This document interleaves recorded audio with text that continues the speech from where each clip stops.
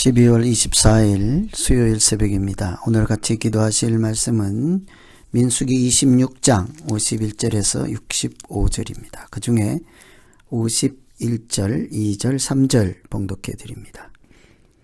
이스라엘 자손의 계수된 자가 60만 7,130명이었더라. 여호와께서 모세에게 말씀하여 이르시되 이 명수대로 땅을 나눠주어 기업을 삼게 하라.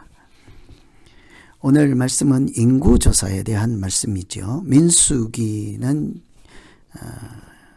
처음과 마지막 전반부와 후반부에 공통적으로 나타나는 점이 있는데 그것이 바로 인구조사입니다. 민수기를 시작할 때 인구조사를 한번 하고 또 민수기가 끝날 무렵에 다시 한번 인구조사를 하게 되지요.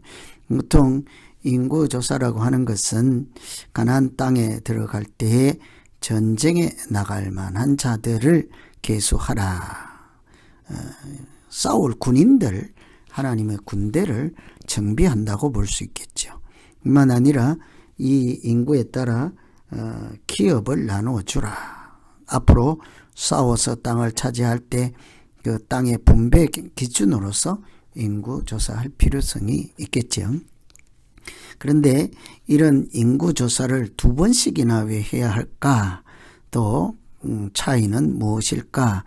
인구조사를 통해 어떤 교훈과 말씀을 하실까? 이런 거 살피면서 보시면 되겠습니다. 하나님은 그 백성을 은혜로 지키신다 하는 것을 볼 수 있죠. 51절에 인구조사된 계수된 자가 60만 7,130명이었더라. 두 번째 인구조사인데요. 이것은 첫 번째 인구조사와 별반 차이가 없지요. 처음 조사할 때 60만 3,550명이었습니다. 두 번째 조사 40년이 지났습니다. 그런데 60만 1,730명. 이렇게 큰 차이가 없는 거죠. 800명, 1,820명 차이가 있습니다. 줄었죠. 60만 명 중에 1,000여 명 줄었다 하는 것은 거의 동일한 숫자라 하겠습니다. 광야를 지나는 40년 세월이었습니다. 이스라엘 백성들이 반복해서 하나님을 신뢰하지 않고 반역하고 불순종하고 또 원망 불평하고 하는 과정에서도 하나님께서 그 숫자를 그대로 유지하신 것을 볼 수 있죠. 하나님의 은혜라고 하겠습니다. 이 직전에 연병으로 죽은 사람만 해도 얼마나 많습니까? 여러 차례 죽은 사람이 많고 함에도 불구하고 전체적인 숫자를 하나님께서 그대로 유지할 수 있게 해주신 것 은혜 자체겠죠. 때로 하나님께서 이스라엘을 진멸하시겠다고 하신 적도 있습니다.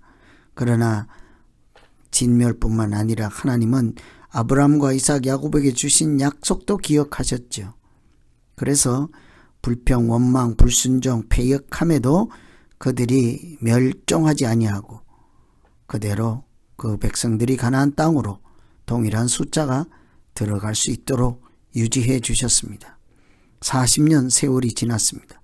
그럼에도 불구하고 하나님은 그의 자녀들 백성들을 마치 이렇게 양을 돌보듯 품에 품으시고 걸음을 인도해 주셨습니다. 항상 이런 것을 보면 우리가 잘 알지 못하는 하나님의 큰 보호하심과 인도하심과 함께 하심이 있다는 것을 알 수 있겠죠. 하나님은 우리를 은혜로 지키십니다. 두 번째, 순종하는 자에게 복을 주시는 것을 볼 수가 있습니다. 64절에 모세와 제사장 아론이 시내 광야에서 계수한 이스라엘 자손은 한 사람도 들지 못하였다. 이스라엘 백성들이 1차 인구조사를 한 지 40년이 지났습니다. 큰 차이도 없습니다. 그런데 특징은 어떤 지파는 줄었다는 거죠. 순종하는 지파는 증가하고 불순종하는 지파는 감소했다 하는 것을 볼 수 있습니다. 대표적으로 시몬 지파는 59,300명에서 22,000명입니다. 절반도 안 되는 수준에 이르게 되었죠. 므낫세 지파는 32,000명인데 52,000명이 되었습니다. 2배가 늘어났다고 할 수 있죠. 어떤 지파는 반으로 줄고 어떤 지파는 배가 늘었습니다. 대표적으로 시몬 지파가 이렇게 줄어든 까닭은 인구조사 명령할 무렵에 연병 후에라고 되어 있죠. 바알볼 사건으로 많은 사람들이 죽었습니다. 그때 이 시몬 지파에 해당하는 지도자들이 고스비를 데리고 미디안 여자 고스비를 데리고 하나님을 반역하는 그런 일을 하게 되었죠. 그래서 대제사장 엘르하살의 아들 비느하스가 창으로 그들을 죽인 일이 있었습니다. 연병으로 죽은 자가 24,000명. 그러니 이런 것을 볼 때에 정확하게 무엇 때문이다 이래서 죽었다라고 하는 말씀은 안 나오지만 우리가 얼마든지 미루어 짐작할 수 있죠. 하나님께서 순종하는 자에게 복을 주시고 불순종하는 자에게 하나님에서 징계를 내리시는 결과라고 할 수 있지 않겠습니까? 하나님 우리가 알지 못하는 사이에도 우리를 보호하시고 또 우리가 불순종하고 타락하고 하나님을 대적할 때 하나님은 틀림없이 또 징계를 내리십니다. 인구조사를 통해서 그 땅에 들어가 전쟁을 하고 그 땅에 들어가 은혜를 누릴 자, 그 땅을 기업으로 분배받을 자를 이렇게 예비하고 그들에게 소망을 주고 하나님이 일일이 지키시는 이런 긍정적인 면도 볼 수 있지만 불순종할 때 하나님께서 그들을 이렇게 소멸시키시고 진멸하시고 또 많은 사람들이 목숨을 잃도록 하는 것을 동시에 우리는 살필 수 있어야 되겠습니다. 그래서 이 하나님의 자녀로 살아가는 믿음의 길이 무엇인지를 다시 한번 생각하고 오늘도 하나님이 태초부터 생육하고 번성하고 충만하라 하신 약속의 말씀에 걸맞게 하나님의 은혜로 번성하고 충만해지는 믿음 생활이 되기를 기원합니다. 그러기 위해서 항상 말씀을 따르고 우상을 멀리하고 하나님을 경배하는 일에 우리가 늘 소홀히 하지 않고 항상 은혜를 감사하며 믿음으로 살아가야 할 줄로 믿습니다. 오늘 이런 말씀 생각하시면서 우리를 지키시고 보호하시고 인도하시는 은혜를 하나님 우리가 누릴 수 있게 하여 주시고 우리가 믿음이 약해질 때 우리를 깨워주시고 우리의 믿음을 더하여 주시고 성령이 충만케 해 주십시오. 이런 기도할 수 있겠습니다. 오늘 말씀 생각하시면서 이제 각자 자기의 믿음 살피면서 기도하겠습니다. 하나님 아버지 40년이 지난 세월 뒤에도 그 백성들을 통일하게 유지하신 것은 사람이 인위적으로 한 것이 아니라 하나님의 은혜로 된 일인 줄로 믿습니다.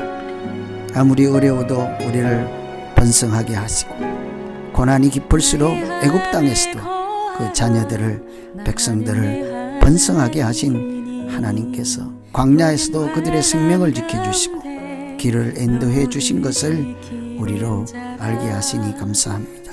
우리도 이런 은혜와 복을 누리게 하시고 믿음이 없어서 하나님을 대적하는 일이 없도록 항상 은혜를 사모하며 말씀을 묵상하며 기도하며 하나님을 경배하고 찬양하는 자로 살아가기에 부족함이 없게 하여 주시옵소서. 예수님 이름으로 기도하옵나이다.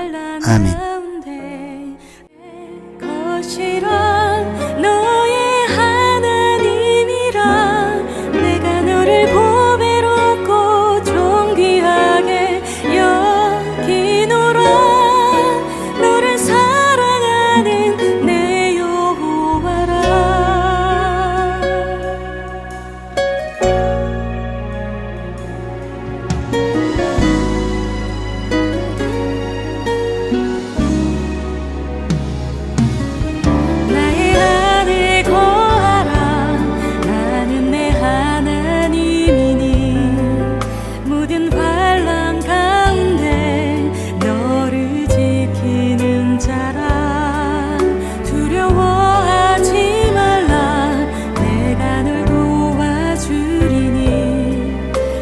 가지 말라 내 손 잡아